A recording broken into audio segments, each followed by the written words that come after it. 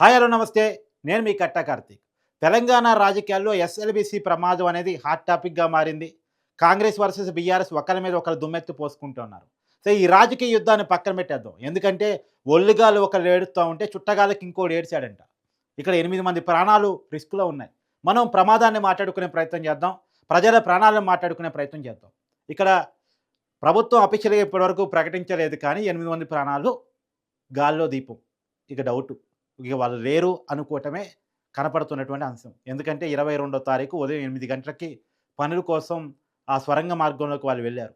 దాదాపు 2 మీటర్ల లోపలికి వెళ్ళగానే మట్టి దిమ్మలు కుప్పగూలిపోవడం ఫలితంగా వాళ్ళు ప్రమాదంలో చిక్కుకొని పోయి ఉన్నారు. కొంతమంది కార్మికులు బయటికి పారిపోయి వచ్చినప్పుడు కూడా 8 మంది మాత్రం లోపల చిక్కుకొని పోయి ఉన్నారు. వాళ్ళు ఎలాంటి ఆక్సిజన్ లేకుండానే లోపల చిక్కుకొని ఉన్నటువంటి పోయినటువంటి పరిస్థితి. ఆ స్వరంగ మార్గంలోకి ఏ రెస్క్యూ టీమ్ కూడా వెళ్ళలేని పరిస్థితి. రెస్క్యూ టీమ్స్ చాలా ప్రయత్నం చేస్తా ఉన్నాయి. సరే రాజకీయాలు బయటికి పక్కన పెట్టేస్తే చాలా ప్రయత్నం చేస్తున్నాయి. నిజానికి ఈ ప్రమాదానికి కారణం ఎవరు? 8 మందిని చంపింది ఎవరు? ఇది మానవ తప్పిదమా? లేదు ప్రమాదమా? ప్రమాదం అనే మాట నేను ఒప్పుకోను. ఎందుకంటే ఖచ్చితంగా ఇది మానవ తప్పిదం. ఈ ప్రాజెక్టు 2007లో వైఎస్ రాజశేఖర రెడ్డి గారు ముఖ్యమంత్రిగా ఉండంగా ఉమ్మడి రాష్ట్రంలో స్టార్ట్ అయింది. 44 కిలోమీటర్ల సొరంగ మార్గాన్ని 2 రకాలుగా ప్లాన్ చేశారు. 2 సొరంగ మార్గాలుగా ప్లాన్ చేశారు. ఇదో పెద్ద సొరంగ మార్గం నిజానికి. ఈ సొరంగ మార్గం ద్వారా శ్రీశైలం బ్యాక్ వాటర్‌ని నల్గొండ జిల్లాకు తీసుకొచ్చి దాదాపు 516 గ్రామాలని అంటే పోరైడ్ గ్రామాలకి వాటర్ తాగునీటి సదుపాయం కల్పించాలని, అలాగే 4,20,000 ఎకరాలకి సాగునీరు ఇవ్వాలని చెప్పేసి ఈ ప్రాజెక్ట్ స్టార్ట్ చేయడం జరిగింది. ఈ ప్రాజెక్ట్ అనుకున్నది ఏంటంటే 2007లో స్టార్ట్ చేయాలి. 2010లో క్లోజ్ చేయాలని చెప్పేసి అప్పట్లో అనుకున్నారు. దానికి 2007 బడ్జెట్‌లో కూడా 2,800 కోట్ల రూపాయల బడ్జెట్‌ను కూడా కేటాయించారు. కానీ అది 3 సంవత్సరాలు అనుకున్నది దాదాపు 20 సంవత్సరాలు కంప్లీట్ అవుతున్నా కాలేదు. కేసీఆర్ హయాంలో పూర్తి నిర్లక్ష్యం కూడా చేయబడింది నిజానికి. అంటే 2019 నుంచి ఎలాంటి పనులు ఇక్కడ జరగలేదు. దానికి కేసీఆర్ చెప్పేది ఏంటంటే ఈ సొరంగ మార్గం తవ్వటమే తప్పు. ఈ పరిస్థితిలో ఈ ప్రాజెక్ట్‌ని కట్టలేమంటే మరి ప్రాజెక్ట్ రీతిని మార్చేసి ప్రాజెక్టు అంటే కాళేశ్వరం ప్రాజెక్ట్‌లో కూడా ముందు అనుకున్నటువంటిది ప్లానింగ్ వేరు. తర్వాత మారిన ప్లానింగ్ వేరు. ఎస్ఆర్‌బీసీలో కూడా కొంత మార్చి కట్టుంటే ఎలా ఉండేదో. ఎందుకంటే ఇదేం పెద్ద ఖర్చుతో కూడిన ప్రాజెక్ట్ కాదు. 2, 3 వేల కోట్ల రూపాయలు గనక దీని మీద ఇన్వెస్ట్ చేయగలిగుంటే ఎస్ఎల్బీసీ కంప్లీట్ అయ్యి ఉండేది. కానీ ఎందుకో కేసీఆర్ ఏమాత్రం దృష్టి పెట్టలేదు. 2019 నుంచి ఈ ప్రాజెక్ట్ మెయింటెన్సే లేదు. ఆ మెయింటెన్స్ లేని ప్రాజెక్ట్‌ని మళ్ళా కాంగ్రెస్ ప్రభుత్వం అధికారంలోకి వచ్చిన తర్వాత రేవంత్ రెడ్డి గారు ముఖ్యమంత్రి అయిన తర్వాత స్టార్ట్ చేయడం జరిగింది. నిజానికి తెలంగాణ రాకముందు ఈ ప్రాజెక్టు కొంత వేగవంతంగా జరిగిన తెలంగాణ వచ్చిన తర్వాత పూర్తిగా నిర్లక్ష్యం చేయబడింది. కానీ తెలంగాణ ప్రజల కోసం కేటాయించబడ్డ ప్రాజెక్ట్ ఇది. ఇప్పుడు మళ్ళా పనులు స్టార్ట్ చేశారు. పనులు స్టార్ట్ చేసేటప్పుడైనా ఉన్నటువంటి పరిస్థితి ఏంది? సొరంగ మార్గంలో ఉన్న పరిస్థితి ఏంది? ఎందుకంటే దాదాపు మెయింటెనెన్స్ లేకుండా ఈ ప్రాజెక్ట్ ఉంది. సొరంగ మార్గంలో ఎలాంటి పరిస్థితులు ఉన్నాయో తెలవకుండా కనీసం ఇన్స్ట్రక్షన్స్ లేకుండా అంటే వాస్తవంగా ఈ ప్రాజెక్ట్ చేసేటువంటి కన్స్ట్రక్షన్స్ కంపెనీ జయప్రకాష్ అంటా ఉన్నారు సబ్జెక్ట్ టు కరప్షన్. వాళ్ళు కనీసం ముందు జాగ్రత్త చర్యలు తీసుకొని లోపల ఉన్నటువంటి పరిస్థితిని అంచనా వేసి ప్రాజెక్ట్ స్టార్ట్ చేయాల్సింది. కానీ ఎలాంటి అంచనా లేకుండా ఏందంటే పనులు చేస్తే బిల్లులు వస్తాయి. కాంట్రాక్ట్ దక్కింది ముందు చేయాలి. డబ్బులు కక్కుర్తి ఇక్కడ మనకు క్లియర్‌గా కనపడతా ఉంది. సో, ఇక్కడ ఖచ్చితంగా కాంట్రాక్టర్ తప్పు, ప్రభుత్వం తప్పు కూడా ఇక్కడ కనపడతా ఉంది.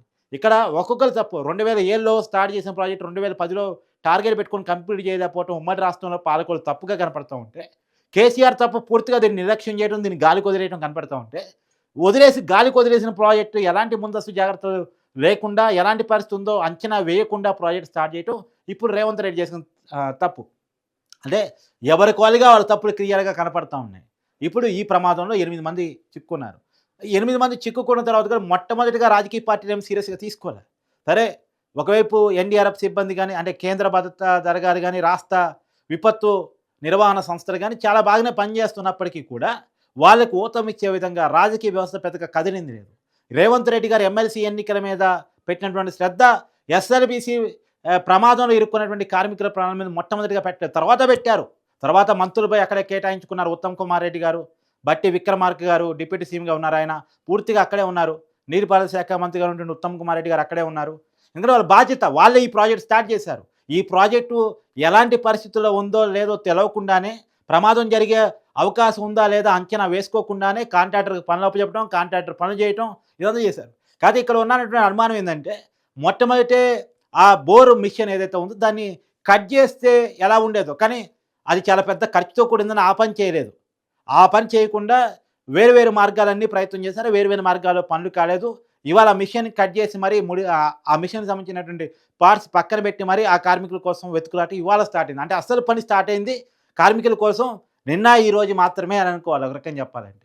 సో, ఇంత నిర్లక్ష్యంగా కార్మికుల ప్రాణాలు తీశారు. ఎందుకంటే మనుషుల ప్రాణాల కంటే డబ్బుల ప్రాణాలకి విలువెక్కువ. డబ్బులకి ఇచ్చినటువంటి విలువ. ఇవి కేసీఆర్ ఏమో ఎస్ఎల్‌బీసీ అనే దాన్ని పక్కన పెట్టి ₹1,00,00,000 ప్రాజెక్టు కార్యాచరణ మీద దృష్టి పెట్టాడు డబ్బుల కోసం. ఇక్కడ డబ్బుల కోసం కక్కుర్తిపడి ఎలాంటి అంచనా లేకుండానే, ఎలాంటి ప్రమాదం జరిగే అవకాశం ఉందో లేదో తెలుసుకోకుండానే ముందస్తుగా ప్రాజెక్ట్ స్టార్ట్ చేశారు. ఇప్పటికి చివరికి కూడా ఆ మిషనరీ ఖర్చు ఎక్కువ ప్రాణాల కంటే అని చెప్పేసి మిషనరీని కట్ చేసి ప్రాణాలు బయట తీసుకొచ్చే పని మొదటి నుంచి చేయలేదు. నిన్న నుంచి ఆ పని స్టార్ట్ చేశారు. సో, మొత్తంగా డబ్బుల కోసం పడిన కకృతిలో 8 మంది ప్రాణాలు కోల్పోయారు. సో, ఖచ్చితంగా ఇది మనుషులు తప్పిదం. ఒక్కొక్కళ్ళు అన్ని రాజకీయ పార్టీలకి దీనికి బాధ్యత ఉంది. అందరు పాలకులది దీంట్లో బాధ్యత ఉంది. అన్ని పార్టీలది దీంట్లో పార్ట్ ఉంది.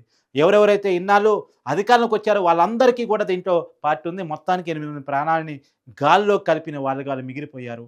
ఎనివే మన రాజకీయ వ్యవస్థ డబ్బుల కోసం పడిన కకృతి, మన రాజకీయ నాయకులు కాంట్రాక్ట్‌లు, బిల్లులకి ఇచ్చిన ప్రయారిటీ మనుషుల ప్రాణాలకి ఇవ్వరు అనేది ఇక్కడితో మరొకసారి తేటతెల్లమైంది. ఇప్పటికీ ఆ 8 కుటుంబాలకు సంబంధించినటువంటి కుటుంబ సభ్యులు వాళ్ళు తిరిగి వస్తారని ఆశిస్తూ చాలా వెయిట్ చేస్తున్నారు. కానీ దాదాపుగా ఇప్పటికే వాళ్ళలో కూడా ఆశలు చచ్చిపోతూ ఉన్నాయి. ఆశలు అడియాసలు అవుతూ ఉన్నాయి.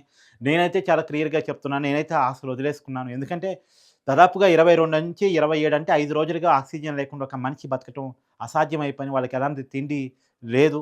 అక్కడ ఉండగలిగే పరిస్థితి కూడా కాదు. సొరంగ మార్గంలో మట్టి దిమ్మలు కింద పడిపోయిన తర్వాత. సో, వాళ్ళు ఏ పరిస్థితిలో ఉన్నారు అనటానికి ఊహించడానికి కూడా ఇబ్బందికరంగా మారినటువంటి పరిస్థితి. ఏదేమైనా ఇప్పుడు కేవలం ఇది 8 మంది చావు కాదు, 8 కుటుంబాల రోద అని చెప్పాలి. కార్మికులకి ఇచ్చినటువంటి ప్రాణాలకి అంటే కార్మికుల ప్రాణాన్ని ఈ రాజకీయ పార్టీలు తమ డబ్బుల కకృతి కోసం ప్రాణాలు మర్డర్ చేశాయి ఓ రకంగా అని చెప్పేసి చెప్పక తప్పదనేది నా పర్సనల్ ఉద్దేశం.